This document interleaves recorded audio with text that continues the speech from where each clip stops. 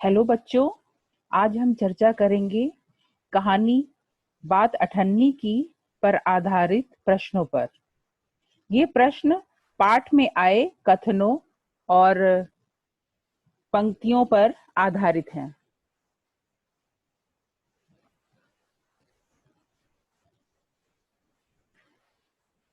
पहला कथन है, अगर तुम्हें कोई ज्यादा दे तो अवश्य चले जाओ, मैं तनख्वाह नहीं बढ़ाऊंगा। प्रश्न क, वक्ता कौन है, उसका परिचय दीजिए। उसने उपर्युक्त वाक्य किस संदर्भ में कहा है? उत्तर, उपर्युक्त वाक्य का वक्ता इंजीनियर बाबू जगत सिंह है। वह रसीला नाम के व्यक्ति का मालिक है। उसने उपर्युक्त वाक्य इस संदर्भ में कहे जब रसीला उससे अपनी तनख्वाह बढ़ाने के लिए कहता है। प्रश्न ख, श्रोता कौन है, उसने तनख्वाह बढ़ाने की प्रार्थना क्यों की? उत्तर, उपर्युक्त वाक्य का श्रोता रसीला नामक व्यक्ति है, जो इंजीनियर बाबू जगत सिंह के यहाँ नौकर है। उसने तनख्वाह बढ़ाने की प्रार्थना इसलिए की क्योंकि उसे जो 10 रुपए वेतन मिलते थे, उससे उसके परिवार का गुजारा नहीं चल पाता था।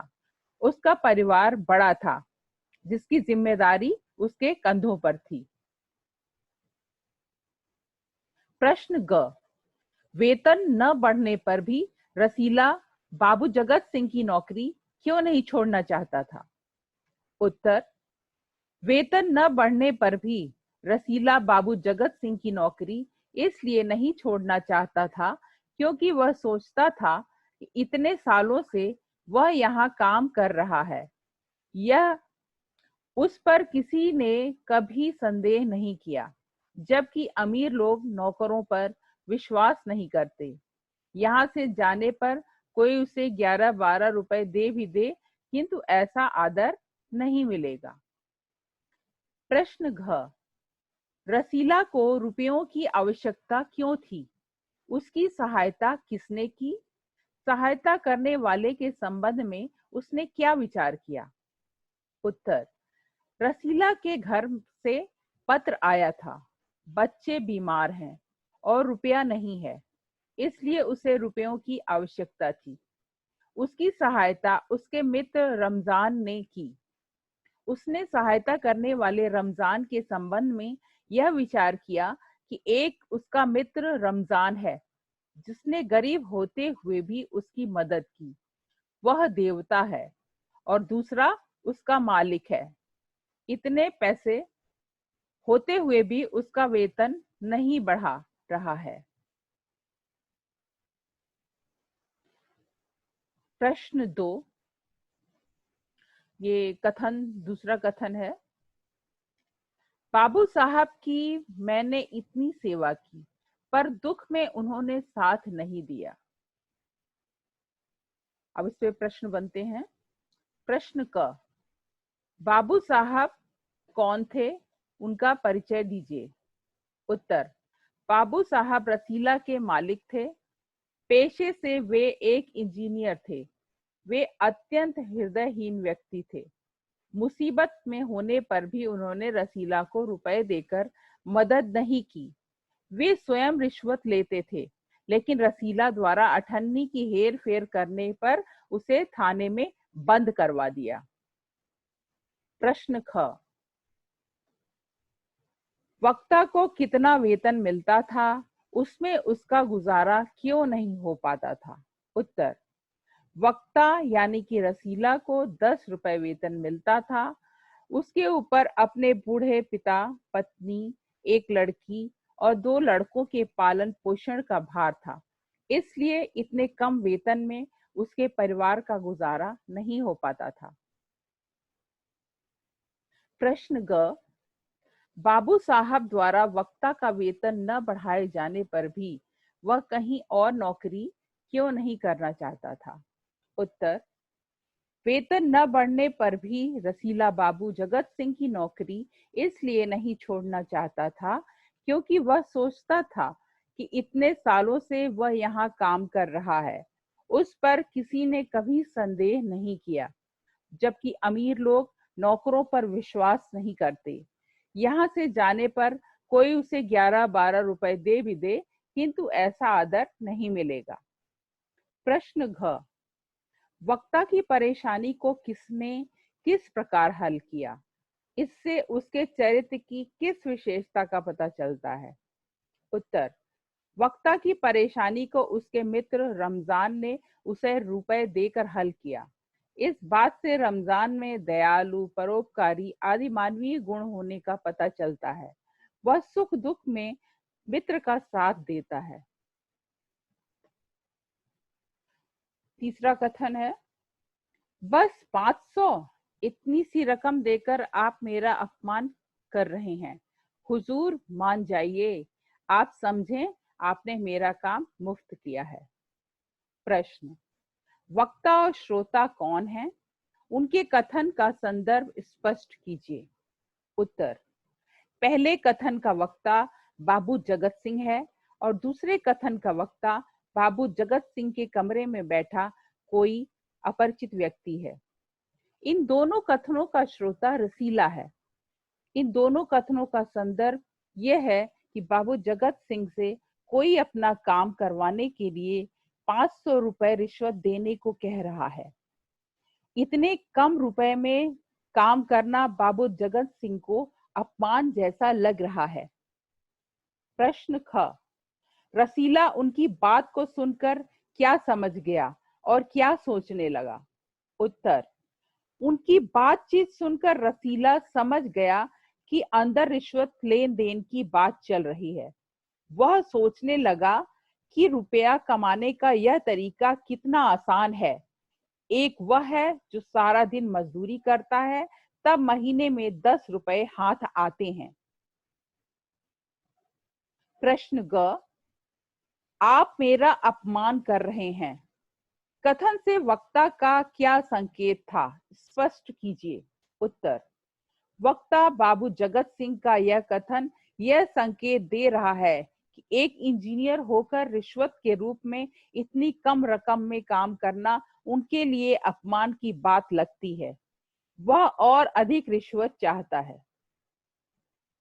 प्रश्न घ, उपर्युक्त पंक्तियों में समाज में व्याप्त किस बुराई की ओर संकेत किया गया है? इस बुराई का समाज पर क्या प्रभाव पड़ता है? उत्तर, उपर्युक्त पंक्तियों में समाज में व्याप्त भ्रष्टाचार की ओर संकेत किया गया है। इस बुराई से समाज में ईमानदारी और सत्यता का लोप होता जा रहा है। ऊंचे पदों पर बैठे लोग अपने पदों का गलत फायदा उठाते हैं। सरकार द्वारा जनता के लिए जो कुछ भी सहायता दी जाती है, उसे भ्रष्ट अधिकारी उन तक नहीं पहुंचने देते हैं। चौथा कथन, बस इतनी सी बात, हमारे शेख साहब तो उनके भी गुरु हैं। प्रश्न क, वक्ता और श्रोता कौन कौन हैं? दोनों का परिचय दीजिए। उत्तर, उपर्युक्त कथन का वक्ता रमजान है। वह बाबू जगत सिंह के पड़ोसी जिला मजिस्ट्रेट शेख सलीमुद्दीन के यहाँ चौकीदार है। वह एक नेक दिल व परोपकारी इंसान है। श्रोता रसीला है। वह बाबू जगत सिंह के यहाँ नौकर है। वह अत्यंत गरीब किंतु मेहनती है। प्रश्न ख, बस इतनी सी बात, पंक्ति का व्यंग स्पष्ट कीजिए। उत्तर, उपर्युक्त पंक्ति रमजान के मुंह से उस समय निकली जब रसीला अपने मालिक के द्वारा रिश्वत लेने की बात रमजान को बताता है। पंक्ति में व्यंग यह है कि रसीला अपने मालिक द्वारा 500 रुपए रिश्वत लेने पर ही आश्चर्यचकित हो गया, जबकि दुनिया रिश्वत लेने में इससे कहीं आगे है। प्रश्न ग, शेख साहब तो उनके भी गुरु हैं। वाक्य में शेख साहब और उनके शब्दों का प्रयोग किस किस के लिए किया गया है? उनके भी गुरु हैं पंक्ति द्वारा क्या व्यंग्य किया गया है? उत्तर, वाक्य में शेख साहब जिला मजिस्ट्रेट शेख सलीमुद्दीन के लिए और उनके बाबू जगत सिंह के लिए प्रयोग किया गया है। पंक्ति में यह व्यंग है कि शेख साहब बाबू जगत सिंह से भी अधिक भ्रष्ट हैं। प्रश्न घ, वक्ता ने शेख साहब के संदर्भ में श्रोता से अपनी विवशता के संबंध में क्या क्या कहा? उत्तर, उपर्युक्त पंक्ति में रमजान रसीला से अपनी विवशता प्रकट करते हुए कहता है कि संसार में ऐसे भ्रष्ट लोग कोठियों में आराम से रहते हैं, जबकि हम जैसे दिन रात परिश्रम करने वाले लोगों के हाथ कुछ नहीं आता। पांचवा कथन, भैया गुनाह का फल मिलेगा या नहीं यह तो भगवान जाने, पर ऐसी ही कमाई से कोठियों में रहते हैं और एक हम है कि परिश्रम करने पर भी कुछ हाथ नहीं आता। प्रश्न क, उपर्युक्त कथन किसने, किससे, कब और क्यों कहा? उत्तर, उपर्युक्त कथन रमजान ने रसीला से उस समय कहा जब रसीला अपने मालिक बाबू जगत सिंह द्वारा रिश्वत लेने की बात उनको बताता है। वह कहता है कि भ्रष्ट व्यक्ति ऐशो आराम से रहते हैं, जबकि ईमानदारों की जिंदगी परिश्रम और गरीबी में बीतती है। प्रश्न ख, वक्ता का संकेत किस गुनाह की ओर है? वह गुनाह किसने किया था और कैसे? उत्तर, वक्ता का संकेत उस गुनाह की ओर है जो बिना परिश्रम के गलत तरीके से धन कमाने के लिए किया जाता है। वह गुनाह बाबू जगत सिंह और शेख साहब अपने काम के बदले रिश्वत लेकर करते हैं।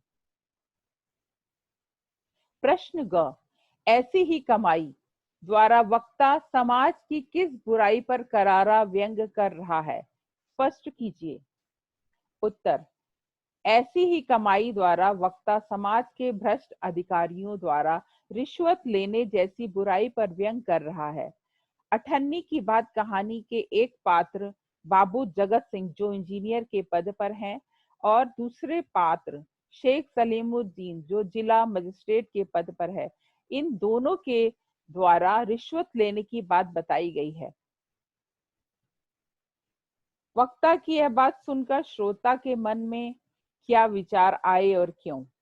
उत्तर, वक्ता रमजान की बात सुनकर श्रोता रसीला के मन में यह विचार आया कि उसके हाथ से सैकड़ों रुपए निकल गए। वे रुपए जो रसीला को उसके मालिक द्वारा कुछ लाने के लिए दिए जाते थे, यदि वह उनमें से एक एक आना उड़ाता तो अब तक काफी पैसे इकट्ठे हो जाते। ऐसा उसके मन में इसलिए आया क्योंकि रमजान ने उससे बताया कि किस तरह से रिश्वत लेकर लोगों ने बड़ी बड़ी कोठियां खड़ी कर ली हैं। छठा कथन, रसीला ने तुरंत अपना अपराध स्वीकार कर लिया, उसने कोई बहाना नहीं बनाया। प्रश्न क, रसीला का मुकदमा किसकी अदालत में पेश हुआ? उनका परिचय दीजिए। उत्तर, रसीला का मुकदमा जिला मजिस्ट्रेट शेख सलीमुद्दीन की अदालत में पेश हुआ। शेख साहब न्याय प्रिय आदमी थे, किंतु उनका न्याय पक्षपाती था। वे उसके पक्ष में न्याय देते थे जो उन्हें उसके बदले में मोटी रकम देता था। कहानी में एक जगह है कि रसीला को सजा सुनाने के बाद उन्होंने जिस रुमाल से मुंह पोंछा था, उसी रुमाल में किसी ने उनको 1000 रुपए बांध कर दिए थे। यह वाक्य इस बात का प्रमाण है कि वे रिश्वत लेकर न्याय देते थे। प्रश्न ख, रसीला का क्या अपराध था? उसने उसे तुरंत स्वीकार कर लिया, इससे उसके चरित्र की किस विशेषता की ओर संकेत होता है? उत्तर, रसीला का यह अपराध था कि उसने अपने मालिक बाबू जगत सिंह द्वारा मिठाई लाने के लिए दिए गए 5 रुपयों में से केवल 4.5 रुपए की मिठाई खरीदी। बाकी के 8 आने अपने पास रख लिए ताकि उससे रमजान का बचा हुआ कर्ज लौटाया जा सके। पकड़े जाने पर रसीला ने अपना अपराध स्वीकार कर लिया। उसने कोई बहाना नहीं बनाया। उसके अंदर अपराध स्वीकारने का साहस था। वह अपने किए पर पश्चाताप कर रहा था। या उसके चरित्र की खास विशेषता है? प्रश्न ग, रसीला क्या क्या बहाने बनाकर अपने को बेकसूर साबित कर सकता है, पर उसने ऐसा क्यों नहीं किया? उत्तर, अदालत में रसीला ने अपना अपराध स्वीकार कर लिया था। उसने कोई बहाना नहीं बनाया।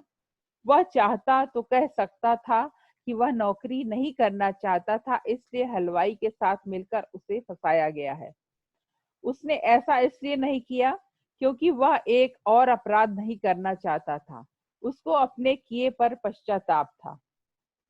प्रश्न घ, रसीला को कितनी सजा हुई?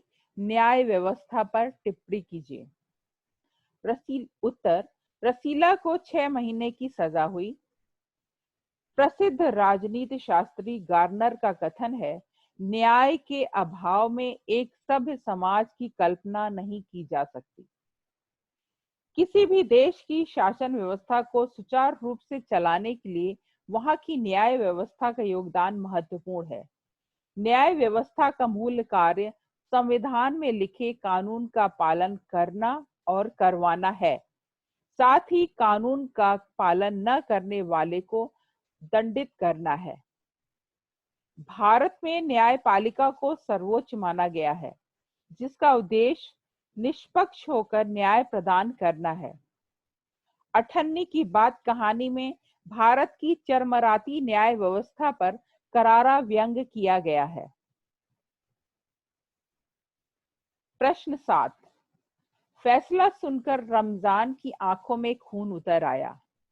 प्रश्न क, रमजान कौन था? उसका परिचय दीजिए। उत्तर, रमजान रसीला का घनिष्ठ मित्र था। वह जिला मजिस्ट्रेट शेख सलीमुद्दीन के यहाँ चौकीदार था। वह अत्यंत दयालु, परोपकारी और विवेकशील व्यक्ति था। गरीब होने के बावजूद भी उसके अपने मित्र रसीला को पैसे देकर मदद की। वह रसीला को सजा सुनाए जाने पर पक्षपाती न्याय पर क्रोध भी प्रकट करता है। प्रश्न ख, फैसला किसने सुनाया था? उसकी चारित्रिक विशेषताओं पर प्रकाश डालिए। उत्तर, रसीला को जिला मजिस्ट्रेट शेख सलीमुद्दीन ने फैसला सुनाया था। शेख साहब न्यायप्रिय आदमी थे, किंतु उनका न्याय पक्षपाती था। वे उसके पक्ष में न्याय देते थे जो उन्हें उसके बदले में मोटी रकम देता था। कहानी में एक जगह है कि रसीला को सजा सुनाने के बाद उन्होंने जिस रुमाल से मुंह पोंछा, उस रुमाल में किसी ने उनको 1000 रुपए बांध कर दिए थे। यह वाक्य इस बात का प्रमाण है कि वे रिश्वत लेते थे। प्रश्न ग, फैसला सुनकर रमजान क्या सोचने लगा? उत्तर, फैसला सुनकर रमजान को बहुत क्रोध आया। वह सोचने लगा कि दुनिया न्याय नगरी नहीं बल्कि अंधेर नगरी है। जहां चोरी पकड़ी गई तो अपराध हो गया, वहीं बड़ी बड़ी कोठियों में बैठकर जो लोग गलत तरीके से धन कमाते हैं उन्हें कोई नहीं पकड़ता। प्रश्न घ, बात अठन्ने की कहानी द्वारा लेखक ने क्या संदेश दिया है? उत्तर, बात अठन्ने की कहानी में लेखक ने करारा व्यंग किया है। साथ ही समाज के उच्च तथा प्रतिष्ठित पदों पर आसीन लोगों पर भी प्रहार किया है, जो रिश्वत लेकर सम्मानित जीवन व्यतीत करते हैं, जबकि एक निर्धन व्यक्ति को केवल अठन्नी की हेराफेरी के जुर्म में कारावास का दंड दिया जाता है। प्रश्नोत्तर समाप्त।